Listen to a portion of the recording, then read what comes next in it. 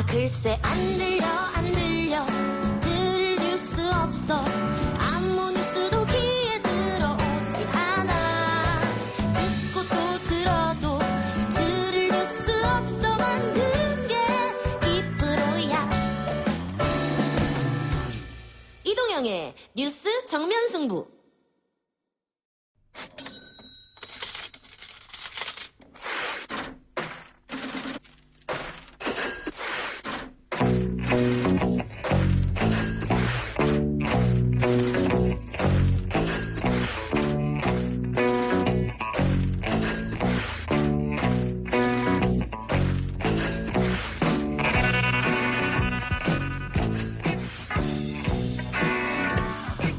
YTN 라디오 이동영의 뉴스 정면 승부 3부 시작하겠습니다.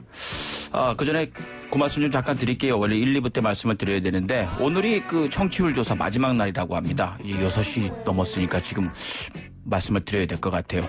어느 라디오를 주로 들으세요? 이렇게 물어보면 이동형의 뉴스 정면 승부요. 이렇게 얘기하기 힘드니까 이동형이가 하는 거예요. 이동형 이렇게만 말씀해 주시면 돼요. 이동영 아니고 이동형. 예.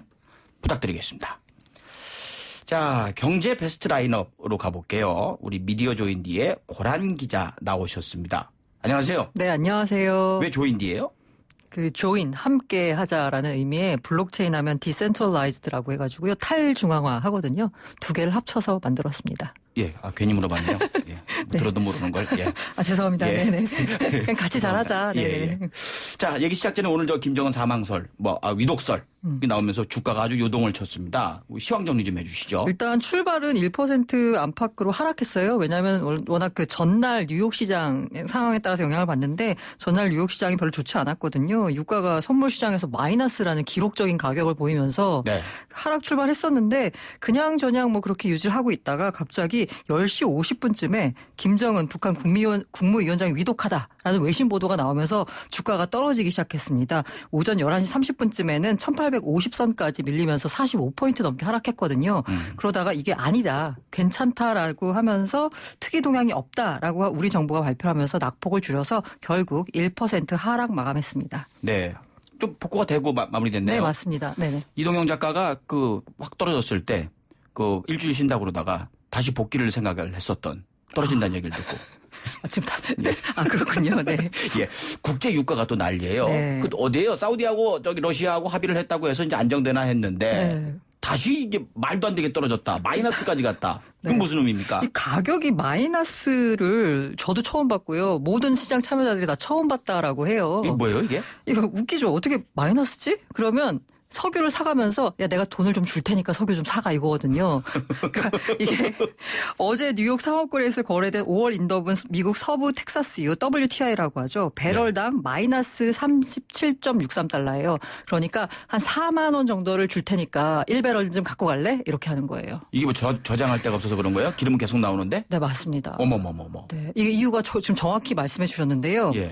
수요가 줄었잖아요. 예. 지금 이 기름을 많이 쓰는 곳이 대표적으로 이제 항공업계가 있는데 지금 네. 비행기 못 뜨고 있잖아요. 그 항공사 같은 경우에 지금 원유를 쓸 일이 없어요. 그렇죠. 그런데 생산은 지금 계속 이루어지고 있거든요. 감산 합의가 아까 이루어졌다고 말씀하셨는데 이게 5월부터 실제 이행이 돼요. 예. 그리고 이제 미국에 있는 셰일 업체 같은 경우에는 유정을 한번 닫잖아요. 네.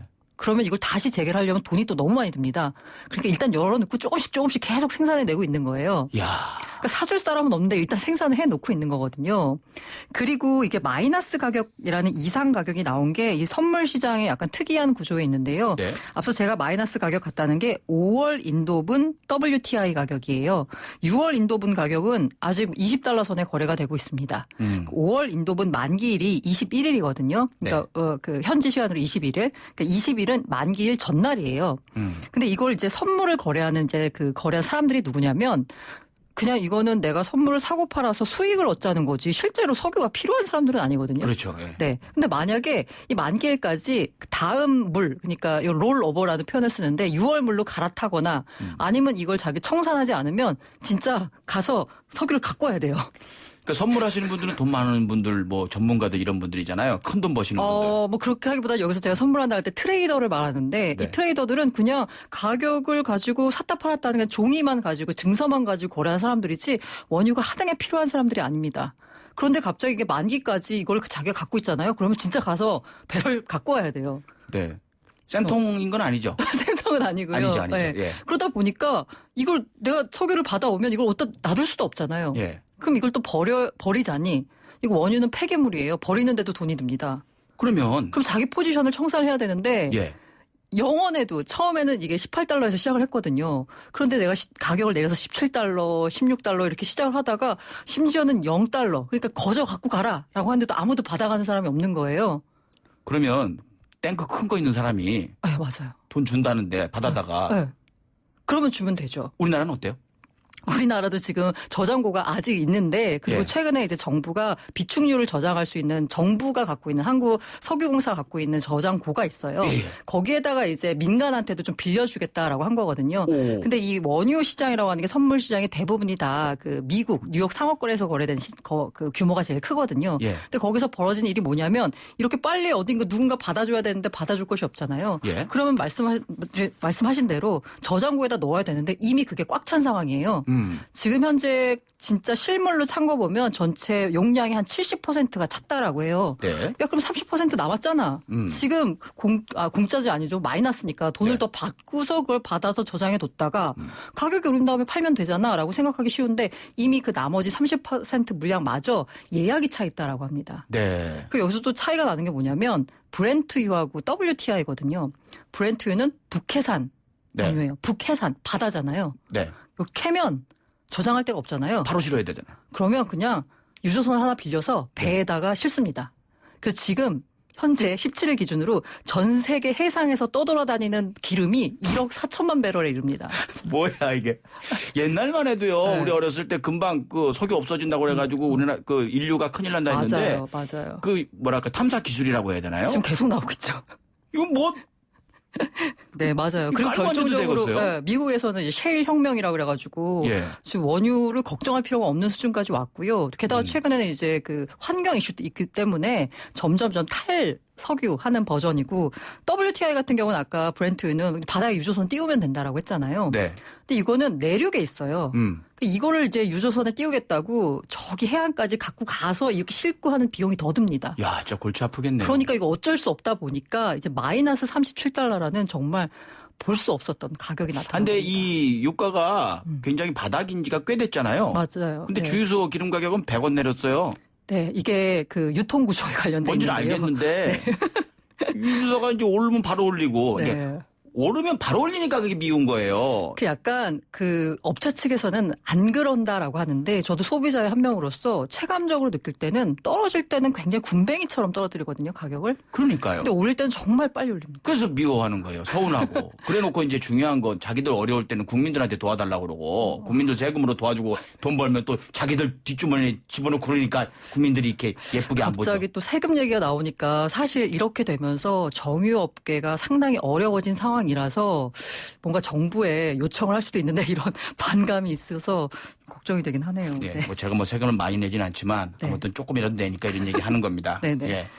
자, 아까 저 선물 상품에 많이 투자했는데 곤란을 겪고 있다 이 말씀도 하셨고 뭐 얘기할 거 많다고 하시더니 그냥 금방금방 얘기하셨어요. 아니에요. 근데 이게 중요한 게 뭐냐면요. 네. 이게 사실 뭐 당장 내 기름값도 떨어지는 것도 아니고 내가 정유업계에 종사하고 있는 사람도 아니니까 이게 뭐 큰 뭐 영향을 미치냐라 하지만 어쨌든 뭐 원유가 경제에 미친 영향을 제외하고서라도 지금 최근에 이제 투자자들이 동학 개미 운동이라고 해서 굉장히 많이 주식시장에 들어왔잖아요. 네, 이거 이겨야 돼요. 이번에 이겨야 돼요. 진짜 개미들도 한번 승리하는 모습을 보여줘야 돼요. 네, 그렇죠. 네. 그래서 이게 처음에 이제 시장에 들어오실 때는 다들 삼성전자를 사세요. 예를 네. 들자면 그러니까 시가총액이 크고 우량주인데 안전하고. 시장 상황이 안 좋아져서 잠깐 떨어진 거 이런 거를 많이 투자를 하셨거든요. 네. 그런데 이제 이게 어느 정도 1,400선까지 내려왔다가 바닥을 찍고 올라갔잖아요. 이렇게 올라오고 나니까 슬슬 다른 종목이 보이기 시작하는 거예요. 그러니까. 이게 왜냐하면 삼성전자 같이 시가총액이 큰 애들은 300조가 넘는 애들은 안 움직여요 잘.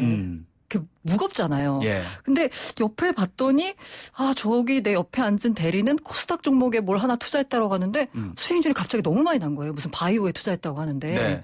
그래서 야 이거 삼성전자 같은 큰 거 투자해선 안 되겠네라고 해서 이게 눈을 돌린 데가 뭐냐면 바로 이 원유 선물 시장이에요. 왜냐하면 가격 자체가 워낙 출렁이었기 때문에 사람들이 이게 삼성전자나 큰 거 투자하는 것보다 아까 말씀하신 대로 이거 이쯤 바닥 아니냐라는 생각을 많이 한 거죠. 네. 나 연초에 한 60달러 선에서 거래되던 원유 가격이 30달러 선을 깨지면서 내려오니까 와 이때쯤엔 바닥이지 여기서 이제 올라와야지라고 이제 사람들이 생각을 하는 겁니다. 네. 그리고 사람들이 매수하기 시작한 게 뭐냐면요. 원유 선물 ETF나 원유 선물 ETN 같은 걸 투자하기 시작했어요. 이거 규모가요. 지난달 2일부터 20일까지 봤더니 그 원유 선물 ETF 가운데 가장 규모가 큰 게 코덱스 ETF 우리나라 얘기하는 거죠? 네, 예. 있거든요. 이거를 1조 2천억 원어치 순매수했습니다. 개인들이. 네. 이게 개인들이 많이 산 순매수 4위 종목인 현대차보다도 더 많이 산 거예요. 그러니까 원유 가격이 오르면 그만큼 내가 돈을 벌겠다라고 하는 건데 네. 3월 2일쯤에 가격이 15,000원이 넘었거든요. 근데 지금 이거 가격이 5,000원대예요. 네. 만약 그때 사신 분들은 지금 한 3분의 1 토막 이렇게 났다라고 보시면 됩니다. 근데 여기까지 또 괜찮아. 여기서 이게 괜찮은 게요? 한 발 더 나아가서 뭐냐면 야 유가가 움직이는 거 먹는 것만으로 난 성이 안 차. 하고서 들어가시는 분들이 어떤 상품을 들어가시냐면요. 레버리지 상품을 들어가십니다. 그럼 뭐예요? 1%가 오르면 나는 2% 먹겠다는 거예요. 떨어지면요? 2% 떨어지죠. 하지만 아까 말씀드린 대로 사람들이 야 이거 바닥이야 라고 생각하니까 오를 것만 생각하세요. 거의 뭐 강원랜드인데 이게? 네, 그렇죠. 그러니까 지금 우리나라 시장에서 주식의 상한가 하한가가 플러스 마이너스 30%거든요. 예. 근데 이 레버리지 상품은 플러스 마이너스 60%입니다. 아이고, 그러니까 눈 돌리시다가 그런 거 아니에요? 네, 하루에 100만 원 넣었으면 160만 원으로 불릴 수가 있는 시장이에요. 예. 반면에 만약에 떨어졌으면 100만 원이 40만 원이 하루 만에 될 수도 있는 시장이거든요. 그런 분들은 진짜 잠이 안 오겠네요. 이거보다 더 위험한 게 또 있습니다. 뭐예요? 요거는 정말 약간 고수분들이 많이 하시는데 예. 아니면 정말 위험한 걸 이렇게 한 방을 노리시는 분들인데 바로 이 원유 선물 시장에 직접 들어가는 겁니다. 네. 지금까지 제가 아까 원유 뭐 ETF나 뭐 아니면은 그 간접적으로 레버리지 하는 거죠? 이거는 이제 이게 만들어 놓은 상품을 들어가는 거라서 예. 어쨌든 상한가도 정해 있고 물론 레버리지 상품은 크긴 하지만 근데 네. 원유 선물 상품 같은 경우에는 이게 선물 같은 경우가 레버리지가 뭐 10배 뭐 심지어는 뭐 몇십 배짜리도 있고 막 이러거든요. 예. 근데 어제 벌어진 상황이 뭐냐면 제가 마이너스 유가라고 했잖아요. 네. 우리나라에서 이제 원유 선물 거래를 하려면 HTS라는 홈 트레이딩 시스템을 사용을 하는데 여기서 만약에 제가 원유 가격이 떨어졌다라고 해서 1달러의 매수 포지션을 잡고 있었어요. 네. 가격이 점점 떨어져서 0달러가 된 거예요. 네. 빨리 팔아야지 안 그러면 이게 큰 손실을 볼 수 있거든요. 예. 팔려고 하는데 이게 가격이 아까 제가 마이너스로 갔다라고 했잖아요. 그럼 어떻게 계산이 되는 그래서 거예요? 내가 1달러에 샀지만 지금 손실을 보고서라도 나는 마이너스 1달러에 팔겠다라고 매수 주문을 마이너스 1달러라고 내려고 하는데 그러니까 매도 주문을 예. 매도 주문이 안 들어가는 거예요. 계속 그 와중에 떨어지고 아니요, 있는 거죠? 그 와중에 이제 시장 가격은 떨어지고 있는데 이 HTS 시스템이 마이너스 가격을 인지를 못하는 거예요. 왜냐하면 그 HTS도 이건 처음 겪어보는 거기 때문에 야, 이거 당사자들한테 웃을 일이 아닌데요, 이게? 그러니까 그 사람들은 팔고 싶어도 못 파는 상황이 벌어진 거예요. 그래서 이거는 뭐 그 고객센터에 게시판에 올라온 내용인데 2,300만 원 투자했는데 마이너스 7천 됐다라는 사람들이 있고. 그럼 마이너스 7천을 내야 돼요? 네, 맞습니다. 이게 선물의 위험한 건데요. 안 낸다고 하면 어떻게 돼요? 뭐 받아내겠죠. 네. 아니, 2,300만 원 넣었는데 왜 네. 내라고 그래야 못 내? 이러면. 그게 바로 선물의 무서운 건데요. 이걸 캐시콜이라는 표현을 씁니다. 큰일 났네. 전문 용어로. 그러니까 내가 가진 돈만 다 까먹는 게 아니라요. 오히려 그 증권사에 돈을 더 물어줘야 되는 상황까지 벌어질 수 있는데 그게 바로 어제 벌어진 상황입니다. 어머머머, 이거 어떻게 하냐, 이거. 예. 그래서 지금 현재 금감원이 조사에 나섰다고 하는데요. 어떻게 해결이 날지는 잘 모르겠습니다. 그럼 앞으로 유가는 어떻게 될까요?